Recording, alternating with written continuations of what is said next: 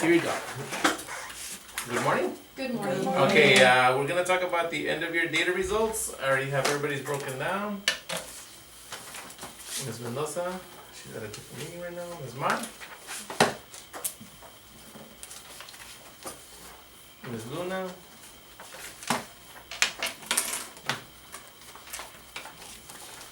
Ms. Gomez.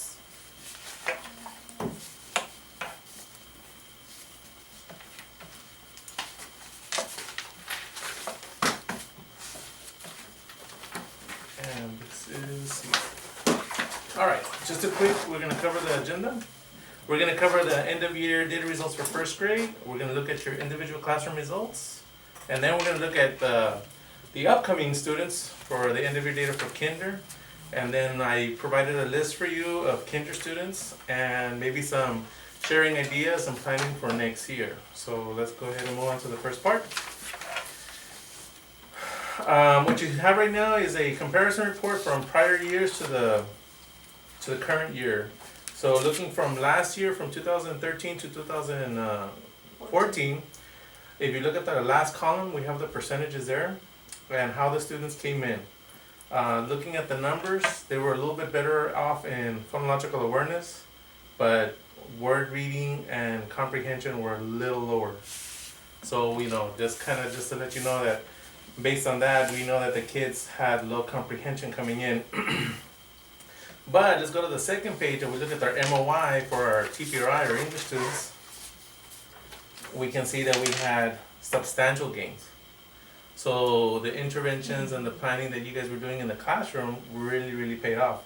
So we went from a 68 compared to last year to this year, we went to a 78 in phonological awareness, phonics 76 to a 79, fluency 47, word reading 47 to a 51 and a 57, and our reading comprehension 24 to 28. So I think some of the strategies that I've been going in and trying to tell you guys to implement and to do a lot more think, turn, and talk strategies might have helped out also as well. And besides the strategies you guys already have picked up throughout the years. And now looking at the end of year. The end of year, we had awesome gains. We had a lot of improvement compared to last year. One thing we do need to work on though, as you can see, is comprehension. A lot of comprehension. Our comprehension from last year to this year pretty much stayed the same.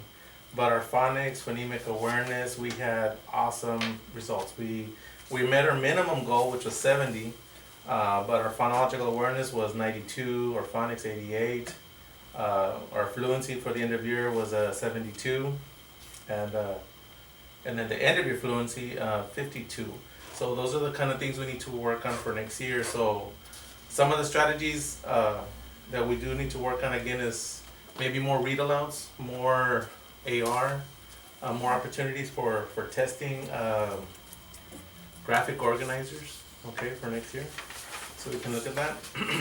Now looking at the Spanish, we had more Spanish kids this year than we did last year, even because they're identified as a beginner in our bilingual program. But we're looking here, we had a lot lower percentages. And of course, you know that every kid is a higher percentage. So one kid not making it makes a big difference. Looking at the scores, we had 0 last year, 0 this year, 7% had some word reading with 0 comprehension compared to last year. And last year we had less students. So we went from a 29 to a 0. So our Spanish kids came in way lower, okay? And I'm sure you guys probably felt it in the classroom. Yes. You saw that they were struggling. Going on to the next one. We went from 15, we gained another student from MOI, from BOI to MOI. We still show some struggling students here, 0%, 13, 16, 19. Again, let's go on to end of year. So we went from a 40 to a 31. So in regards to the Spanish kids, we kind of missed out. So what does that say? We just need to provide more instructional support for those Spanish kids. I know that it's a difficult task to incorporate 2 languages in the classroom, but we need to kind of, if you haven't done small group settings and teacher groups and centers for the kids, we need to kind of start looking at that for next year. And when we get to the kinder, we'll kind of can see where they're going to be coming up as we go through the year. Going on. Now what we're going to look at is your teacher summary report. So each of you have your own. I have everybody's here, but each of you has your own, so you guys can look at it. And just so you guys can know, blue is students that are struggling. On the right side for comprehension, anybody who's in pink, that means they're still developing in comprehension. Anybody in green is that they met their goal in fluency. So what I want to target is a lot more greens for next year. You know what I mean? So we got a plan for next year, and again, a lot of phonics. The only way fluency gets better is phonics. Phonics, repetition of words, using our fluency strategies that we have incorporated in the district, trying to help them out, try to help them get to their goal. And remember, the end of goal for first grade is 60. So anybody above 60 is what we need to get at. Looking at the first column, the first section is phonological awareness. So the total phonemic awareness we're looking at is the number of still developing. We want it to be at 0. Okay. So if you have a couple of kids who are still struggling, they should be on RTIs or something close to it. I know that there's some developmental issues with some of the students. They might be a little young, a little immature. Some of them do have a disability or some kind of learning difficulty. And some of them is just language. So, you know, some of them are transitioning. Looking at the next one is graphophonemic knowledge. Again, identifying letters and sounds. So again, if you have anybody who is still developing, those are the kids we need to kind of look at and target for next year. And again, this information will be shared with second grade. Looking at the last column, word reading.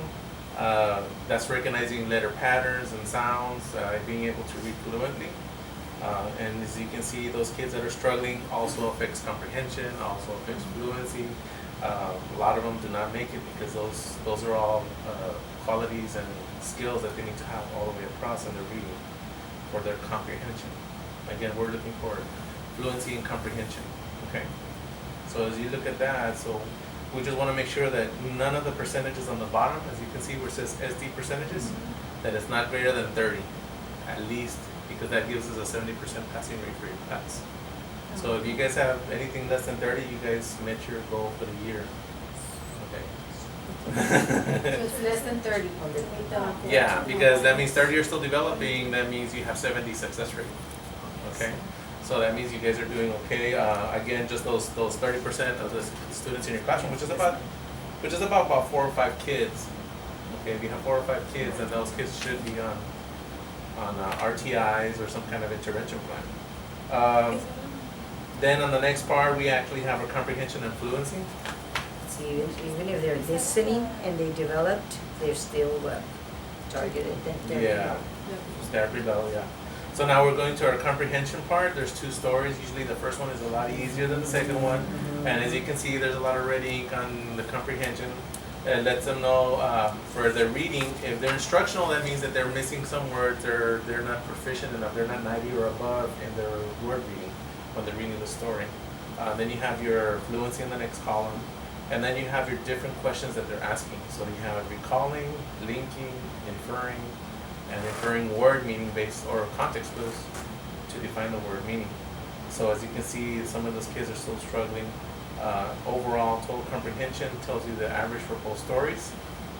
SD again means they're still developing. LSD means they're listening, still developing.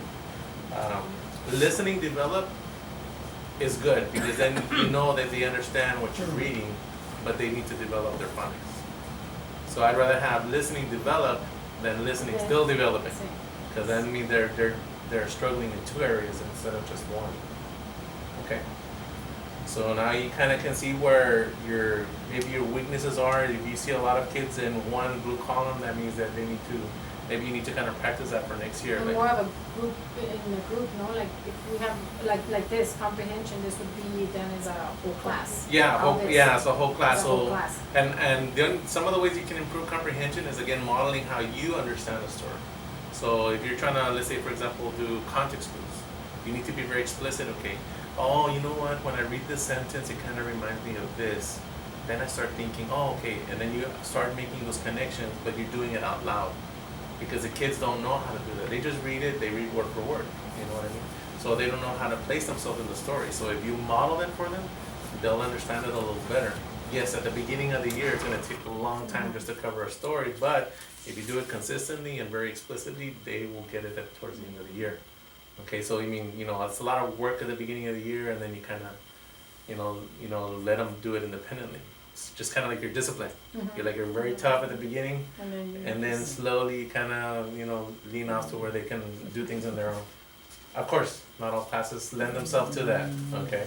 So it's understandable, and I understand that as well, because some of these, like at the beginning, your sheets were bleeding red, and there were just too many things. A lot of the stuff, it has to be done whole group until they're very proficient enough. So again, it's always remember, adjust to your class. If your class allows it, then go ahead and continue. The next one, of course, is Tejas Ley. So based on the report, on the summary report, we should see a lot of red ink on your reports. And as you can see, we're looking at each other's paper, there's a lot of red ink because we have very few successes. So that means that these kids will need a lot of intervention. If they got retained. One question here, if my student developed all areas, why did it come out? Because, I don't know, that's a good question, because it should have been developed. Yes, developed. You see, and he's a 15, a score of 15, I mean, he's really close to 0. Developed. She Yeah. developed all areas. Oh, you know why? It's because your percentages is really high, so it's a whole group instruction. See, when it's So pink, it's supposed to do they're this. still including her. Yeah, See, yeah, but and that's it's why included. they're in white. See, they're in white that's developed or whatever, but No, but because she they developed. want you to do whole group for this But she section. developed all areas. Yeah. See, it is. But in your classroom, you don't have to do that. Let's just say your classroom was all Spanish, and since your percentage was really high Because in that we have area to. that they didn't pass, that means the recommendation for it's just a recommendation that you need to do whole group with them. Yeah. So like if you had let's say 15 kids and you had say a 60% of still struggling or nivel de intervención, that means that you're still struggling, then it's recommending do whole group. And that's what happens also at the beginning of the year. Most of your kids are coming in a little low and they're struggling in an area, and it's telling you do whole group instruction on the bottom. Okay? So that's what it's kind of telling you. And then They said WGI. you see, and then compared to this one, just I'm going to show you Ms. Gallardo's. Since hers were developed on both, her percentage is 0, so it's not highlighted. But look at this one. This one is 100%, which is over 50.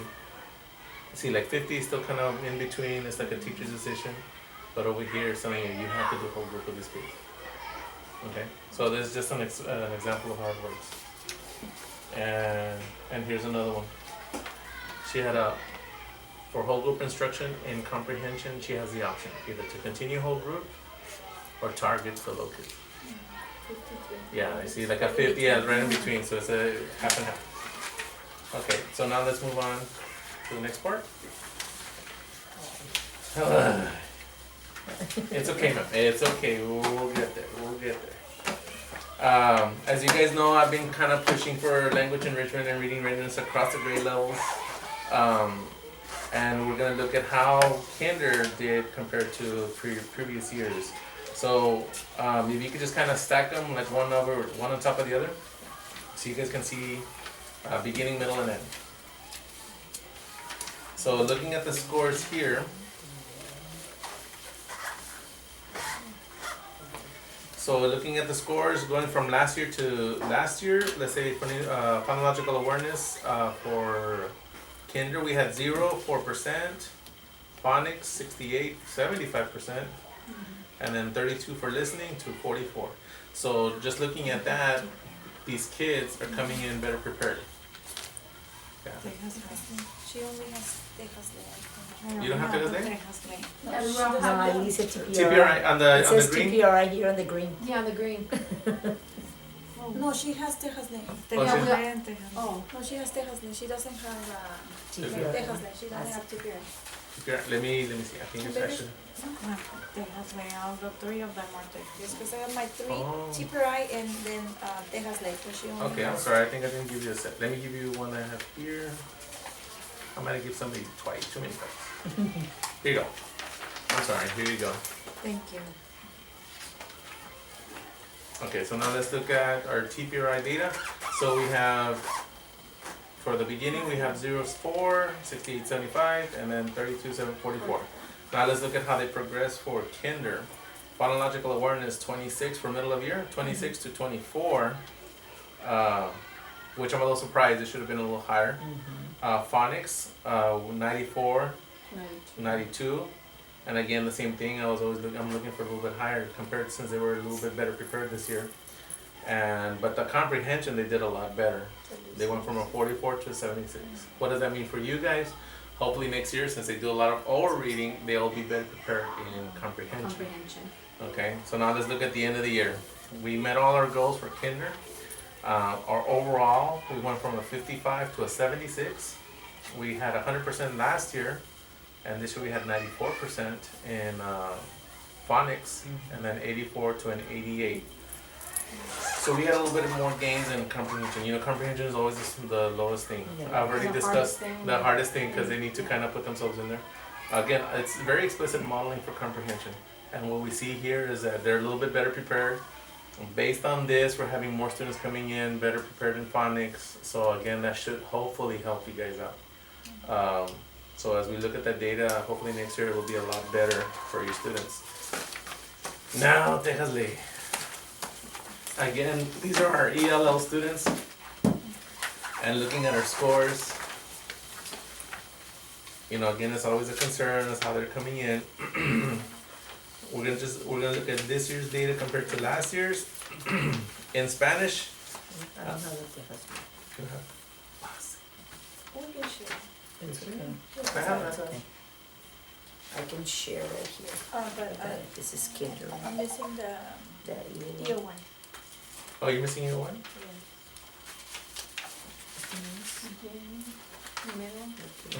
I'm sorry.